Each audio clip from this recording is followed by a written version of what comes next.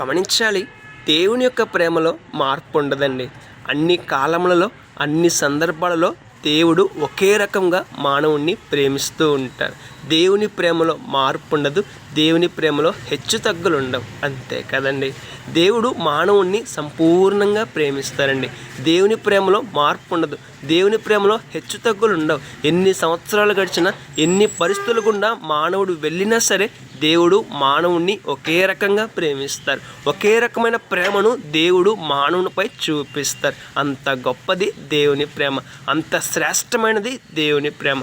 మానవులు చూపించే ప్రేమలో మార్పు ఉంటుంది. మానవులు చూపించే ప్రేమలో హెచ్చు తగ్గులు ఉంటాయి. మానవులు చూపించే ప్రేమలో కాలమును బట్టి మారిపోయే సందర్భం ఉంటుంది. అయితే దేవుడు మానవుణ్ణి ప్రేమిస్తున్న ప్రేమలో ఏ మార్పు ఉండదు. ఆయన అందరినీ ఒకేలా ప్రేమిస్తాడు. నీతిమంతులను ఒకేలా ప్రేమిస్తాడు, పాపులను కూడా ఒకేలా ప్రేమిస్తాడు. అయితే మానవుడే తన పాపమును బట్టి దేవునికి దూరం అయిపోతూ దేవుణ్ణి ఒక శత్రువులా చూస్తున్నారు. గమనించాలి. పాపులను కూడా దేవుడు ప్రేమిస్తున్నారండి. ఎలా చెప్పగలుగుతున్నావు ఈ మాటను అడుగుతారేమో. పాపి ఇప్పటికీ జీవించి ఉన్నాడు అంటే అర్థము దేవుడు పాపిని కూడా ప్రేమిస్తున్నారండి. ఒకవేళ దేవుడు ప్రేమించకపోతే పాపము చేసిన వారు వెంటనే చనిపోయేవాళ్ళు. అలా చనిపోతున్నారా? కాదు కదా.